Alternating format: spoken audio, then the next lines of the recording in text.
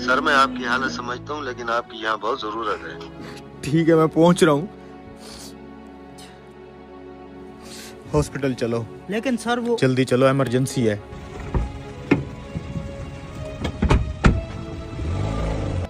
Patient की क्या हालत है? सर बच्चे की हालत बहुत क्रिटिकल है। ऑपरेशन थिएटर रेडी है? जी जी सर, सब कुछ रेडी है। चलो आ जाओ।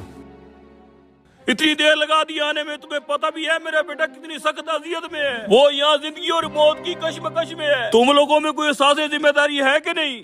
मुझे अफसोस है, मैं हॉस्पिटल में नहीं था। मुझे जैसे ही कॉल मिली, मैं जितना जल्दी आ सकता था आया हूँ। और अब मैं चाहूंगा कि आप सुकून से बैठें ताकि मैं अपना काम शुरू कर सकूं।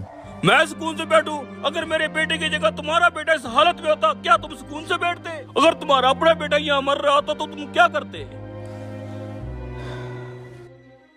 हमारी मुकद्दस किताब कहती है कि अल्लाह कादिर व मुतलक है, हर चीज का मालिक है, गफूर और रहीम है। डॉक्टर किसी को जिंदगी नहीं देता और ना ही किसी की उम्र बढ़ा सकता है। आप आराम से बैठें और अपने बेटे के लिए दुआ करें। हम आपके बेटे को बचाने की पूरी कोशिश करेंगे।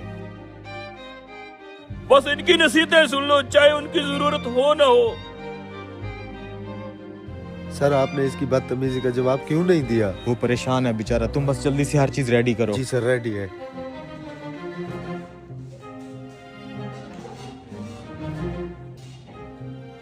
पता नहीं क्या हो रहा होगा मेरे बेटे के साथ। सिर्फ इस डॉक्टर के लिए आने की वजह से अंदर मेरा बेटा तड़प रहा होगा। अगर मेरे बेटे को कुछ हो गया तो मैं छोड़ूंगा इस डॉक्टर को। सर बहुत हिम्मत वाले हैं आप। जिन हालात में आप थे और आप यहाँ आ गए, बहुत बड़ा दिल है आपका।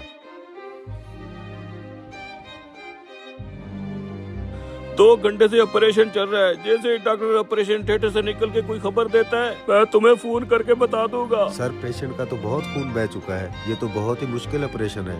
मैं पूरी कोशिश कर रहा हूँ, अल्लाह के हुक्म से ये बिल्कुल ठीक हो जाएगा। बस तुम लोग दुआ करते रहो। आपका बेटा अब खतरे से बाहर है। अगर मजीद कोई सवाल हो तो इन डॉक्टर साहब से पूछ लीजिएगा। देखो इसे, कितना मगरूर है ये आदमी। एक लम्हे के लिए ही नहीं रुका कि मैं अपने बेटे की हालत के बारे में पूछ लेता। बस करो भाई, कल डॉक्टर साहब का बेटा ट्रैफिक हादसे का शिकार होकर फौत हो गया था। जब डॉक्टर साहब को हमने तुम्हारे बेटे की खबर दी तो वो अपने बेटे की तदफीन की तैयारी कर रहे थे। अब जबकि उन्होंने आपके बेटे की जान बचाने का फर्ज अदा कर लिया है, तो अपने बेटे की तदफीन के लिए चले गए हैं। कभी किसी पर बेजा तनकीद ना करो, क्योंकि तुम नहीं जानते कि दूसरे की जिंदगी कैसी है और वो किन मुश्किलात में मुब्तला है। तुम्हें नहीं पता कि वो तुम्हारे काम आने के लिए कितनी बड़ी कुर्बानी दे के आ रहा है।